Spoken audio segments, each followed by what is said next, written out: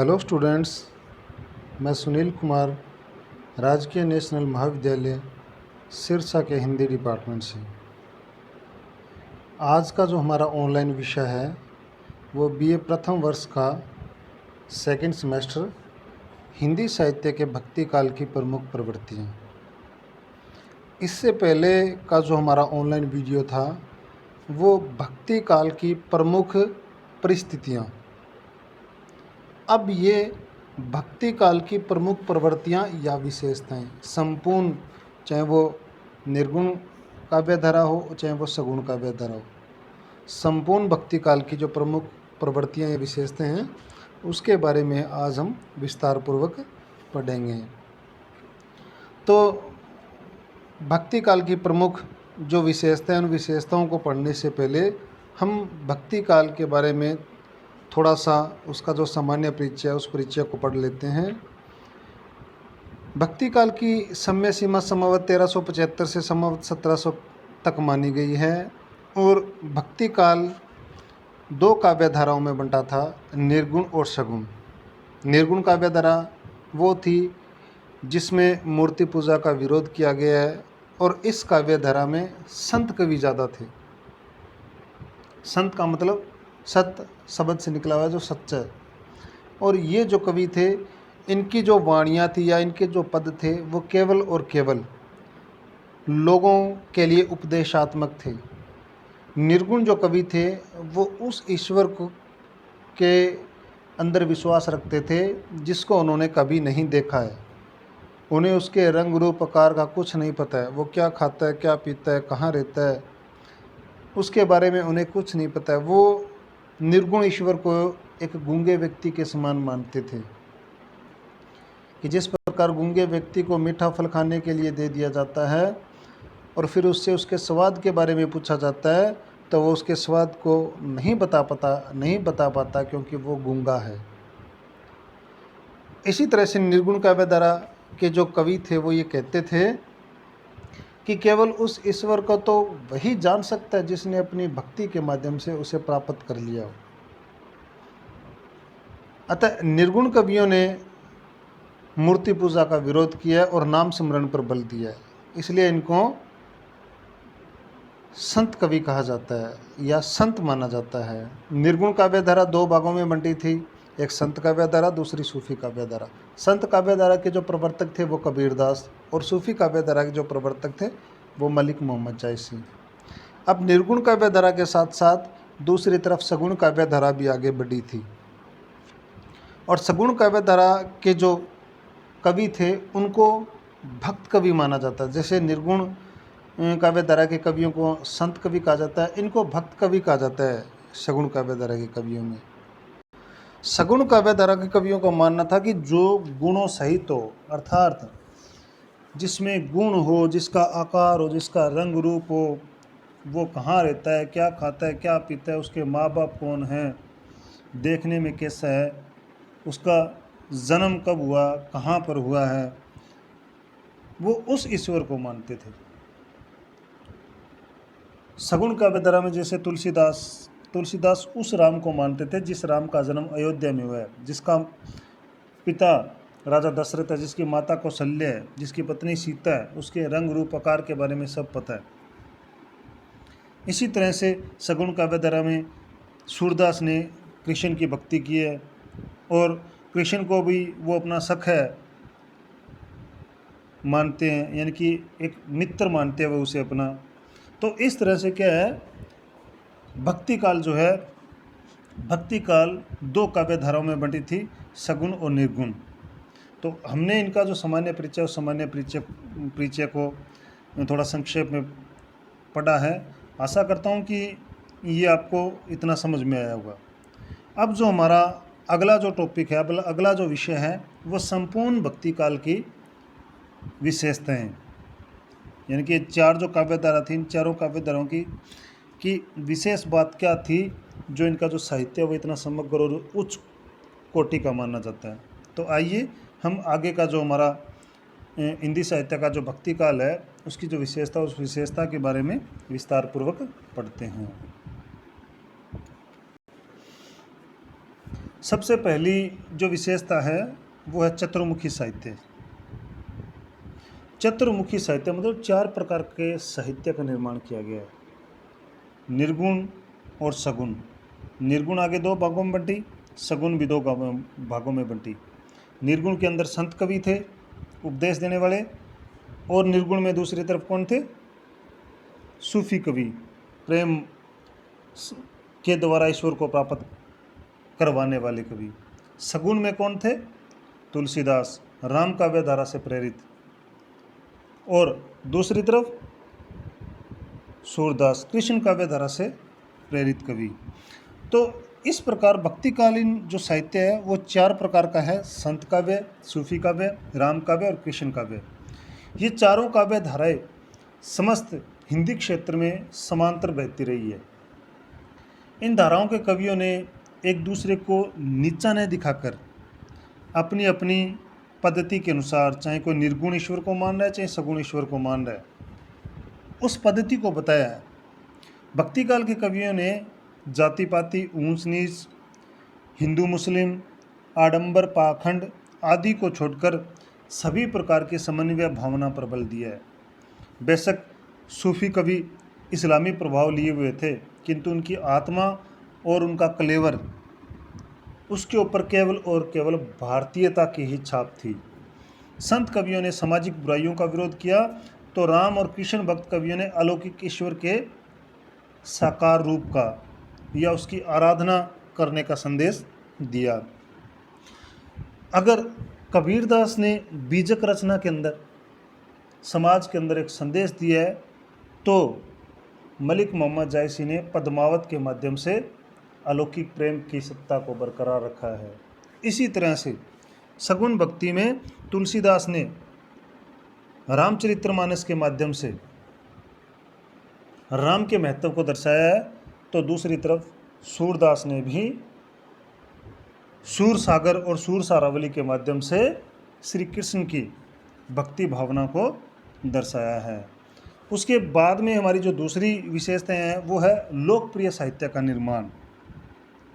लोकप्रिय साहित्य का निर्माण, देखो समस्त भक्तिकालीन साहित्य अवधि और ब्रजभाषा दोनों में लिखा गया था, और इस काल के साहित्य का विषय भी भारतीय लोक जीवन ही रहा, यानी कि भारत ये लोगों से संबंधित ही उनका साहित्य रहा है।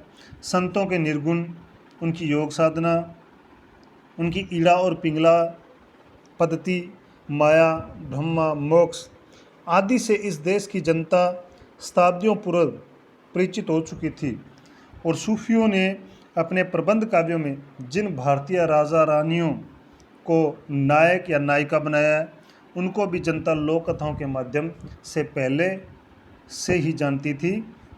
रामायण की लंबी परंपरा संस्कृत, प्राकृत और अपभ्रंश के द्वारा चलती आई थी। इसी तरह भागवत की कथा भी गांव-गांव में सुनी जाती है। अतः लोक प्रचलित कथानकों, पात्रों अथवा भावों की विव्यंजना करने के कारण भक्ति काव्य समस्त हिंदी क्षेत्र में लोकप्रिय बना और शताब्दियों तक लोकप्रिय रहेगा। ये जो काव्य है ये लोकप्रिय इसलिए है कि आज अगर आप देखोगे तो पूरे उत्तर भारत के अंदर रामचरितमानस को बड़े आदर के साथ पढ़ा जाता है।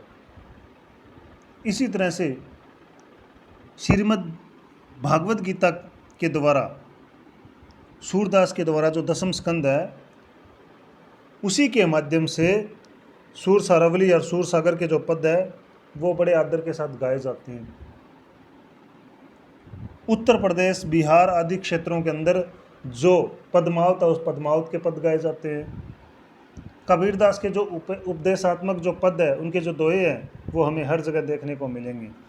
तो इस प्रकार कहने का मतलब ये है कि इनका जो काव्य है वो लोकप्रिय साहित्य माना जाता है, या लोकप्रिय साहित्य से संबंधित इन कवियों ने अपनी रचनाओं का निर्माण किया है। उसके बाद में तीसरा है निर्गुण और सगुण का समन्वय। हमारी जो तीसरी जो प्रमुख विशेषता है निर्गुण और सगुण का समन्वय। देखो निर्गुण और सगुण ये दोनों आगे अपनी अपनी दो दो काव्य परंपराओं को लेकर चली थी। निर्गुण के अंदर सूफी कवि और संत कवि। संत कवि वो थे जिन्होंने केवल और केवल समाज के अंदर अपना उपदेश देना था, चाहे वो नीतिपरक लगाओ, चाहे वो उपदेशात्मक संदेश।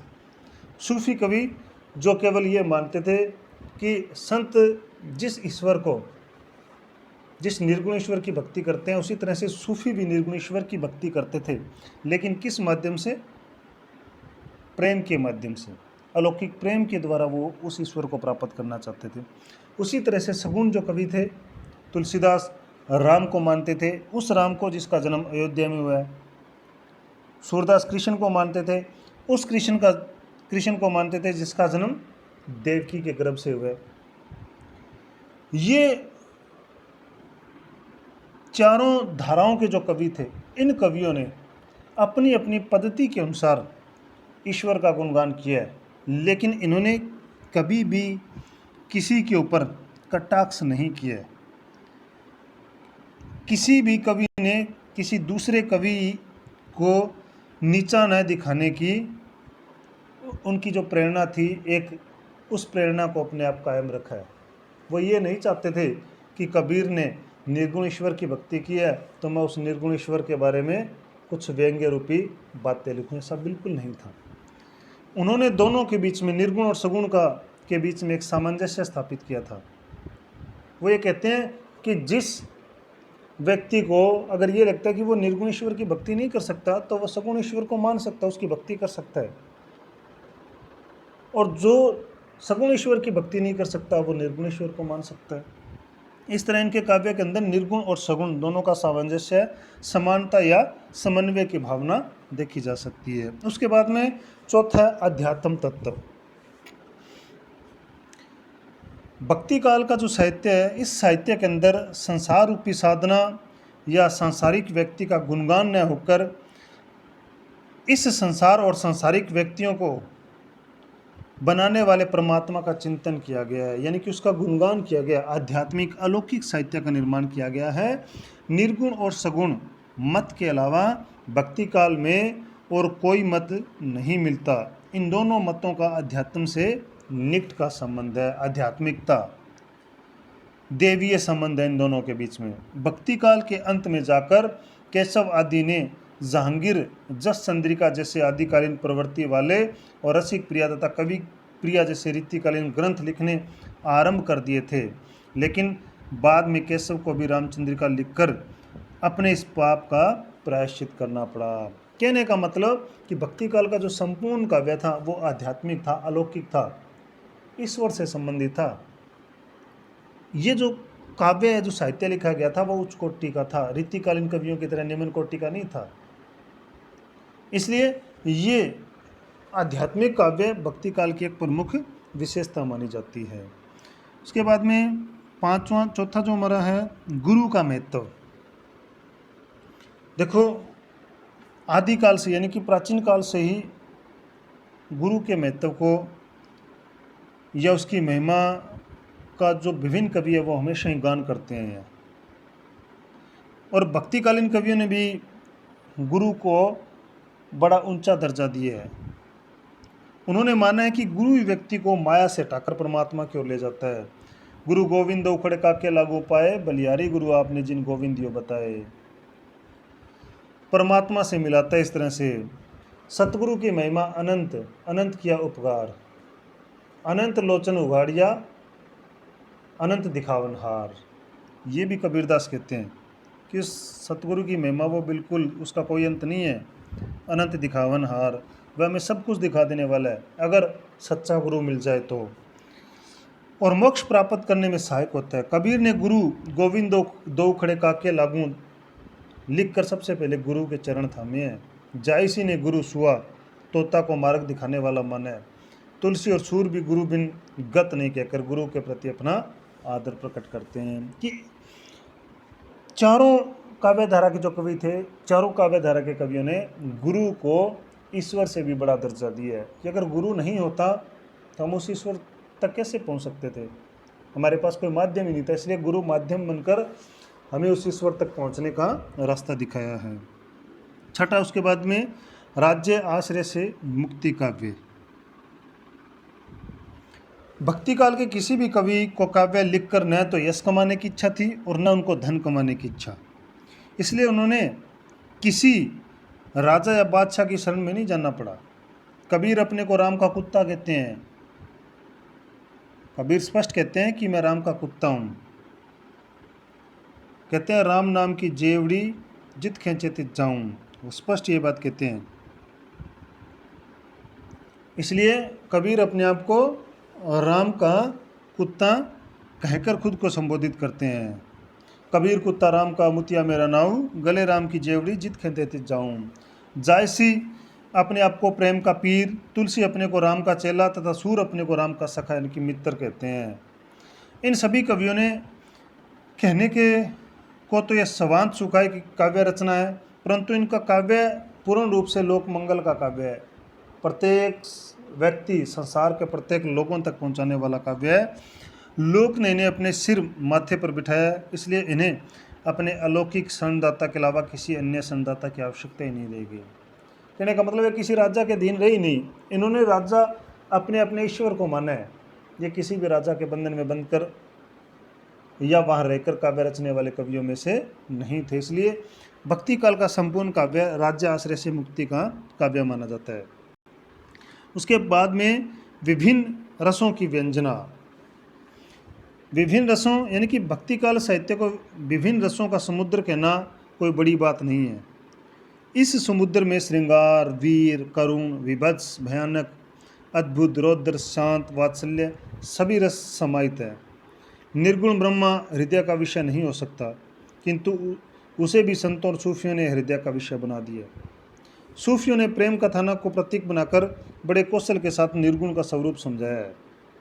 राम काव्य सभी रसों का खजाना है, तो कृष्ण काव्य श्रृंगार व वात्सल्य रस से ओतप्रोत है। कहने का मतलब अगर आप संतों की रचनाओं को देखोगे तो उसमें आपको शांत रस मिलेगा।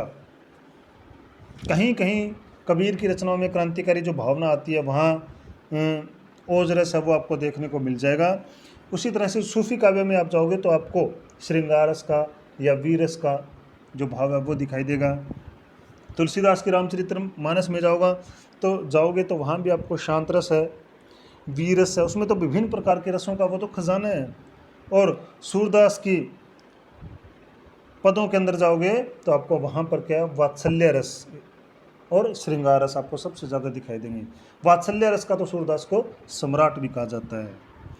उसके बाद में 8वां है काव्य रूपों की अनेकता। काव्य रूपों की अनेकता की अनेक प्रकार, जैसे प्रबंध है, गीति है, मुक्तक है, महाकाव्य, इस प्रकार के रूपों में काव्य का निर्माण किया गया है। तो इस काल में प्रबंध तथा मुक्तक दोनों काव्य रूपों में उत्कृष्ट साहित्य की रचना हुई है। सूफी और राम काव्य अपनी प्रबंध रचनाओं तथा संत और कृष्ण काव्य अपनी मुक्तक रचनाओं के लिए व्याख्यात है। यानी कि सूफी काव्य और राम काव्य वो अपनी प्रबंध रचनाओं के लिए प्रसिद्ध है, और संत काव्य और कृष्ण काव्य अपनी मुक्तक रचनाओं के लिए प्रसिद्ध माना गया। कबीर का बीजक, जायसी की पद्मावत, तुलसी की रामचरितमानस और सूर का सूर सागर जन जन के कंठहार, यानी कि जन जन को वो याद है। हिंदी में गए यानी कि जो गाए जाने वाले पद और गीतों की रचना सर्वप्रथम इसी काल में हुई थी।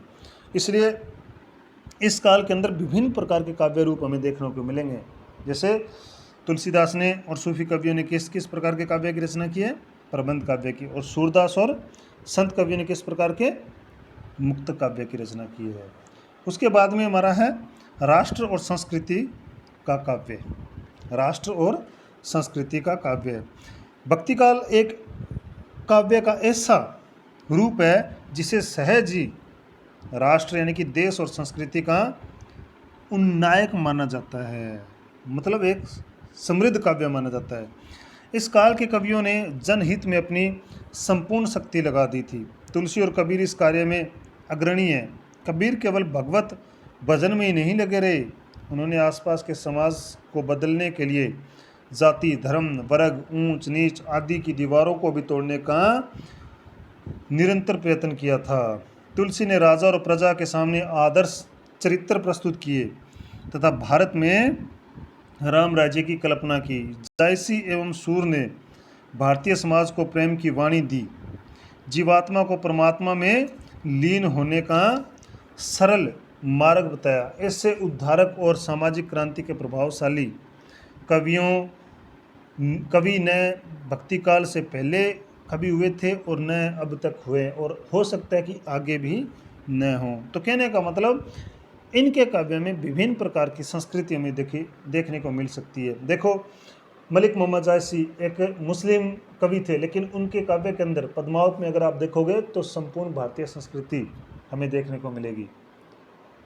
तुलसी ने दोहा और चौपाई छंद का प्रयोग किया है। सूरदास ने मुक्तक छंद का प्रयोग किया है या मुक्तक काव्य का निर्माण किया है। तो वहीं आप मलिक मोहम्मद जायसी को देखोगे तो उन्होंने मसनवी शैली का प्रयोग किया है। इस प्रकार से विभिन्न जो राष्ट्र और संस्कृति है, उन संस्कृति से संबंधित इनका काव्य माना जाता है। और लास्ट में इनकी भाषा शैली, यानी कि भक्ति काल के जो प्रमुख कवि थे, उनकी जो प्रमुख विशेषताएं थी, उस विशेषता में उनकी जो भाषा है वो किस प्रकार की थी। इस काल में जो अधिकांश जो रचनाएं लिखी गई थी वो मुख्यतः ब्रज और अवधी भाषा में ही लिखी गई थी। कबीर जैसे संत कवियों ने खिचड़ी भाषा का प्रयोग किया था। पंचमेल बोल सकते हैं, खिचड़ी भाषा बोल सकते हैं। खिचड़ी भाषा आचार्य रामचंद्र शुक्ल ने कहा था, पंचमेल बाबू श्याम सुंदर दास ने कहा था। शब्दों की दृष्टि से इस काल में संस्कृत के तत्सम शब्दों के अलावा तद्भव देशज और अरबी फारसी के शब्दों का भी प्रयोग हुआ है। प्राय सभी कवियों ने अपने साहित्य में सभी प्रकार के अलंकारों, छंदों, शब्द शक्तियों, काव्य गुणों का, मुहावरे, लोकोक्तियों और चित्रात्मक शैली है, वर्णात्मक है, प्रतीकात्मकता या भावात्मक, इस प्रकार की शैलियों का उत्कृष्ट प्रयोग किया है। अगर हम संत कवियों की भाषा की बात करें तो उन्होंने जैसे सदुकड़ी या पंचमेल के भाषा का प्रयोग किया है। सूफी कवियों की बात करें तो उन्होंने अवधी भाषा का प्रयोग किया है, जैसे मलिक मोहम्मद जायसी की पद्मावत अवधी भाषा में लिखी गई है। और राम काव्य धारा के कवियों की बात करें तो उनकी लगभग भाषा अवधी है, लेकिन तुलसीदास ने तकरीबन 5-6 रचनाएं ऐसी थी उनके संग्रह जो ब्रज भाषा में लिखे गए थे। और सूरदास की भाषा की बात करें तो उनकी भाषा प्रमुख रूप से ब्रज मानी गई। तो इस प्रकार इन कवियों की जो भाषा थी वो अलग अलग थी, लेकिन भाषा का समावेश, वातावरण और रूप एक ही था। तो इस तरह से हमने भक्ति काल की जो प्रमुख विशेषताएं हैं या प्रवृत्तियां हैं, उस प्रवृत्तियां विशेषताओं को आज हमने विस्तार पूर्वक पढ़ा था, और आशा करता हूं कि आपको अच्छे से समझ में आ गया होगा। और बहुत जल्दी ही आगे का जो विषय है उस विषय से संबंधित वीडियो लेकर आपके सामने प्रस्तुत होंगे। धन्यवाद।